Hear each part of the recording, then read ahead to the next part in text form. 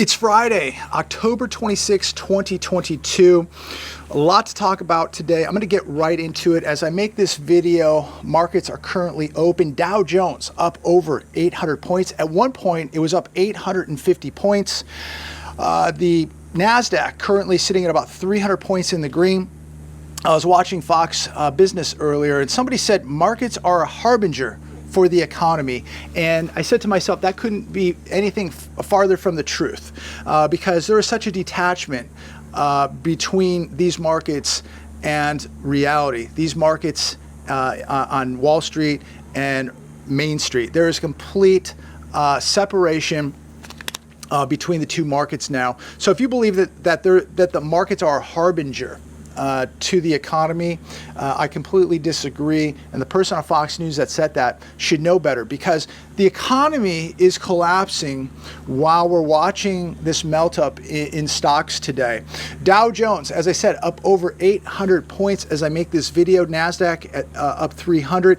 2-year bond yield 4.42%, and the 10-year bond yield is now back in the green, sitting above 4%. So we have bond yields going up. Markets seem to love it, and they're telling us that inflation is now cooling off, and telling us that there's a chance that the Fed is going to pivot. They're pulling it all out. Corporate buybacks. They're doing whatever they can now to get these markets back in the green, and they're doing a very, very good job of it today. But as we kind of decipher all this and look below the iceberg, we got big trouble. The foundation of this economy has collapsed, and the markets can do whatever they want to do, because the average person in America now is in big trouble. The average worker in America, over 50% of U.S. workers make $3,133 or less. I don't know how this is good news for the markets. And this article today on CNBC, pending home sales fell 10% in September, much worse than expected. Well, the economists who keep telling us that everything's going to be okay, inflation's transitory, jump in the markets, buy a house, inflation's cooling down. Well, they were wrong. They predicted a 4% drop. They were way wrong. The drop was 10.3%. So wrong again. Sales now, pending home sales now down 31% year over year. Now, in the real world, in a free market, we would see a market collapse today. Just on the news of what's happening in housing. Here's one from the Hedge. U.S. pending home sales collapsed in October, weakest since 2010. Pending home sales dropped for the 10th straight month. That on the Hedge. Here's another one from the Hedge. Without easy money from the Fed, home prices will keep falling. What a shock, because again, all of this is a major illusion. The housing sector has become heavily dependent on continual injections of new money and central bank manipulation of interest rates to keep the gravy train going. Now housing has even more trouble, as the Fed has slightly, key word here, slightly backed off its purchases of mortgage-backed securities while allowing interest rates to rise. And they really should be rising much more. If the Fed was very serious, if they were really serious about fighting inflation, first off, they would admit that real inflation's 20%. Secondly, they would be raising rates at 2% at every Fed meeting. Now, I do believe we're going to see another 75 basis point rate hike in November. I believe we'll see a 50 in December. Let me know what you think. Comment down below. It's not going to do anything. We're still going to have major issues with inflation. The average consumer is going to continue to struggle. Here's one right here off of Market Watch. Living paycheck to paycheck has become the norm. Inflation takes its toll on American finances as emergency funds run dry. And this is why I've said for 3 years, make sure you have an emergency fund of cash in case you lose a job, in case a spouse loses a job, in case of emergency, in case the transmission on the car blows up. Someone wrote me today, and this is what I really worry about. This is my concern with the average person. Somebody wrote me, actually it was last night, They wrote me and told me the economy is doing just fine because they were at In-N-Out, the hamburger joint. They were at In-N-Out, and the drive-through, the line was extremely long. So that's how they're basing the economy. They're basing it on how many cars are at In-N-Out ordering a hamburger. And this is why I know for a fact the average American is not prepared for what is about to happen. Now, is it going to happen a month from now? Are we going to see big trouble 6 months from now, 12 months, 18 months from now? I don't know. But what I do know is we are headed in for big trouble, and the average American is not prepared because they're basing the economy, they're basing the results of the economy on a hamburger drive-through. And it's not funny, and I'm not making fun of this person, but this is how a lot of people look at things. They go, well, oh, there's people at the mall today. People are flocking the restaurants. People are at a baseball game. People are at a football game. So the economy must be doing well. They don't understand that most people now are using credit cards or buy now, pay later plans. They're dipping into savings. They're dipping into retirements in order to eat.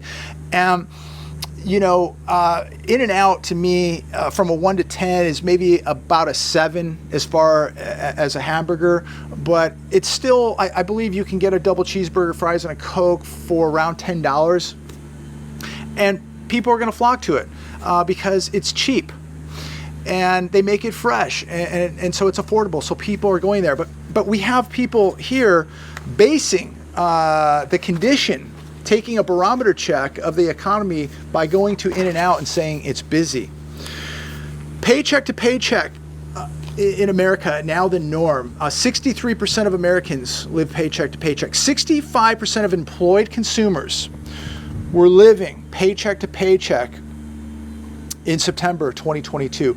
This is not a good sign. This is what I base the economy on, not how many people are in and out. This is what I base the economy on. Personal savings rate, another good barometer check or temperature check on the economy. Well, the personal savings rate fell to 3.3% in the third quarter, lowest level since the Great Recession.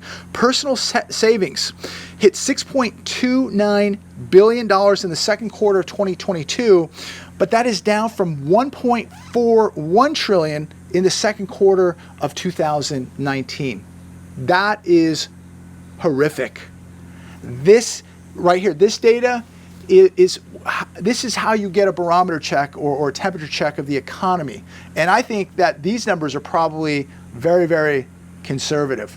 I think it's probably worse than this. But needless to say, when you start looking at how many people are living paycheck to paycheck, you start looking at the savings rate falling to 3.3%, and you look at personal savings cut more than 50% over the last couple years, that tells me where things are going. Not how many people are sitting in line at Chick-fil-A or In-N-Out. That's a bad way to gauge the economy. And to that individual, I hope you wake up. But this is my concern because a lot of people think like that. I went to Chick-fil-A, oh, it's busy. In-N-Out, busy. Oh, there's 5 cars at Taco Bell. It's busy. The economy must be doing well. No, that's not the way to gauge the economy. And these are the people who have absolutely no idea what's going on, and they are the most unprepared people on planet Earth for what is going to happen to them, to this economy, to their standard of living, to any wealth that they have, to any savings that they have, to their job. Prepare, ladies and gentlemen. Don't be one of these people. They are in the dark. They have no idea what's going on.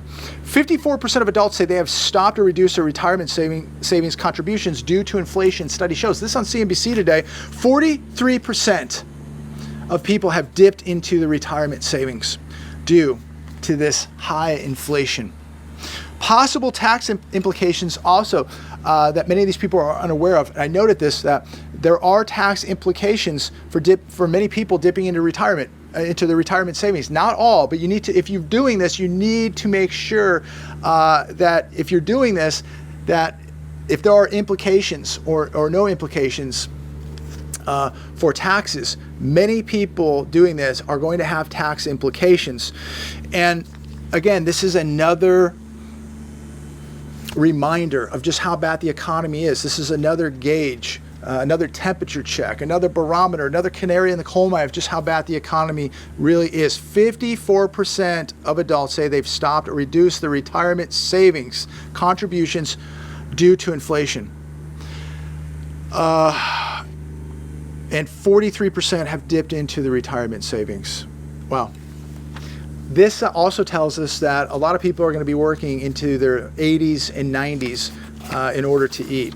And we know the problems, the red flags with unfunded pensions and where this is all going to.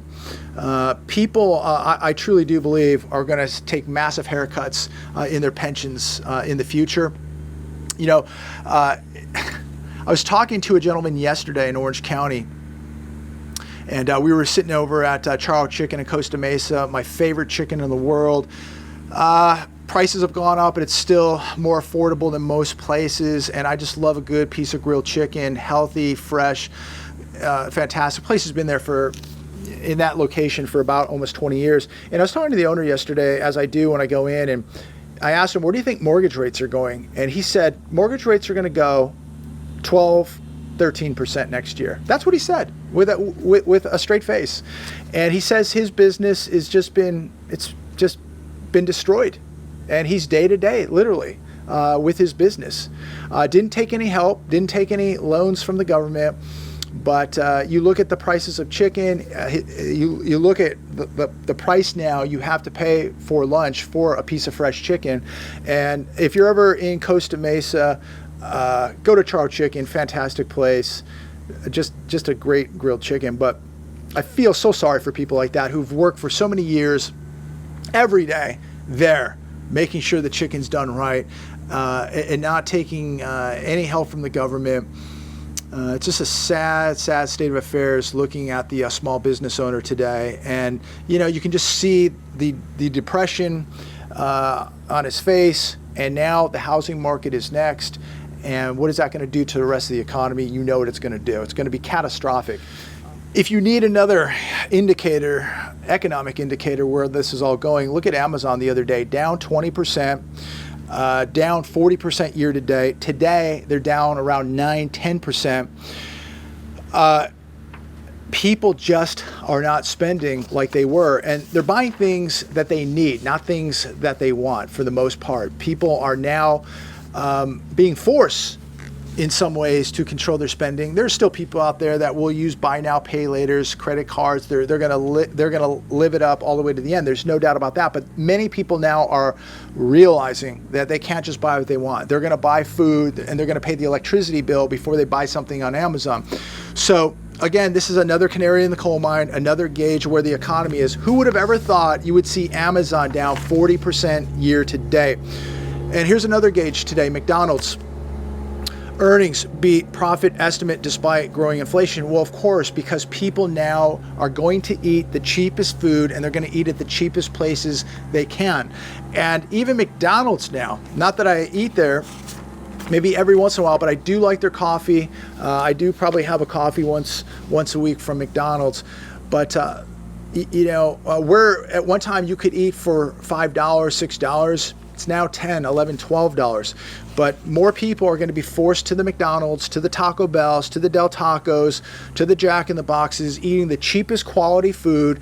And this means that we're going to see more problems with people's health, more problems with obesity. And this is a reminder that you got to take care of yourself. You got to keep your body in shape. And you know, maybe you do what you can to cut as much of this out. Go to the grocery store, cook for yourself, because this is going to have a huge toll on people's health down the road here, as people now are forced to eat at places like this because it's cheap. They're going to feed their kids this, and we're going to see massive more amounts of obesity and cancers in America, heart issues, you name it, stemming from this type of food, the processed food, the garbage food And most of this food has no nutrients. And look, I'm not saying I don't go to these places now and then. Of course, look, when you're on the road, when you're working, you don't have a lot of time, you don't have a lot of choices. You do what you have to do. But I will tell you, me personally, myself, we are definitely trying to cook more at home than going out. That's for sure. It's cheaper. And it's better for you. And I want good calories, I want a high protein, and I want as little filler and chemicals in my food as I can get. And to me, that's going out, getting a good piece of beef, paying a little bit more. But you know what? Maybe you eat a little less red meat, but you pay for a little bit higher quality, put some greens on the side, a little rice, and you're gonna have a much better meal. But it is amazing when you do cook for yourself, you can eat a higher quality meal, better calories, higher protein, and you can do it for the price of literally going to a fast food restaurant.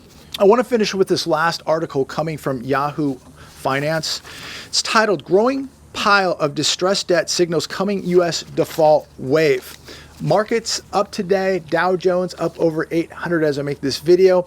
But the article here says the amount of dollar-denominated bonds and loans are trading at levels indicating distress is the largest since September 2020, reaching $217 billion last week. Companies that binged on the low-cost borrowing in recent years are facing the prospect of refinancing at exorbitant yields, if they can even find investors.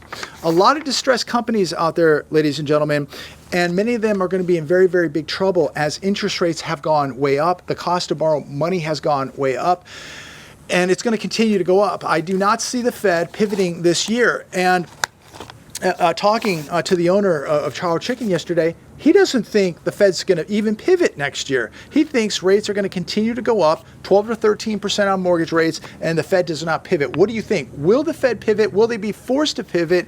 Or are they going to stick to their guns and continue to raise rates throughout 2023? We will see a catastrophic collapse in the economy, sending us into a depression, probably a world depression. Is it possible? It's very, very possible. I don't doubt the Fed at this point. I believe they're going to raise November 75, 50 December, and I believe that it is possible that they're going to raise into 2023. I also believe it's possible they could pivot in 2023. That'll be great for gold. It's going to be terrible for the dollar.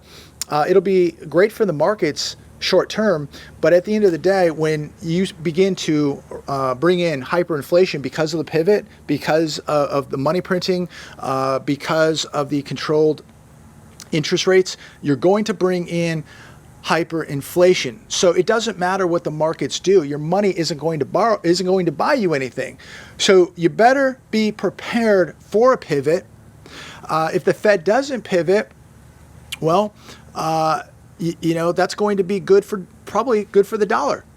If they do pivot, it's going to be bad for the dollar, great for gold. So either way, I think you have to have dollars, you have to have gold, and you have to be critically thinking right now about where this could all go, because either way, it's going to be very, very bad for America.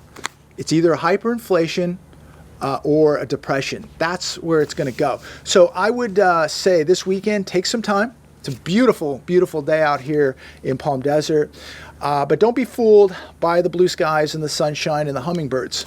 We are on the verge of a depression right now. This economy has already collapsed. Markets are up. They're ignoring reality.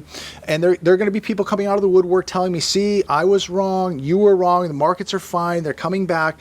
Why are they coming back? The economy's collapsing. Bond yields are back in the green today. People are in big trouble. They're dipping into their savings. They're dipping into their retirements. They're drowning in credit card debt. They're dependent on buy now, pay later plans. We're over $31 trillion in debt. And now we have the talk of this railroad strike coming to fruition, which would absolutely cripple everything. It would be, I mean, I think that would send us into a depression overnight. But look, if you think everything's going to be okay, well, buy into the markets. Do what your heart desires. Don't prepare. Me personally, this weekend, I'm going to make sure I get a couple good workouts. I'm going to make sure that I continue to stack cash, gold, silver, food, water, essential gear, and of course, the most important asset is God.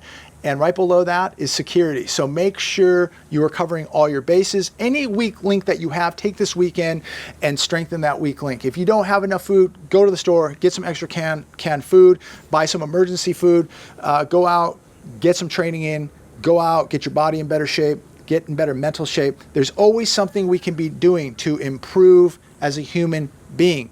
People, as we're heading into the holidays, Thanksgiving, Christmas, make sure if you're blessed, if you have the ability, the means, make sure you go out and help some people.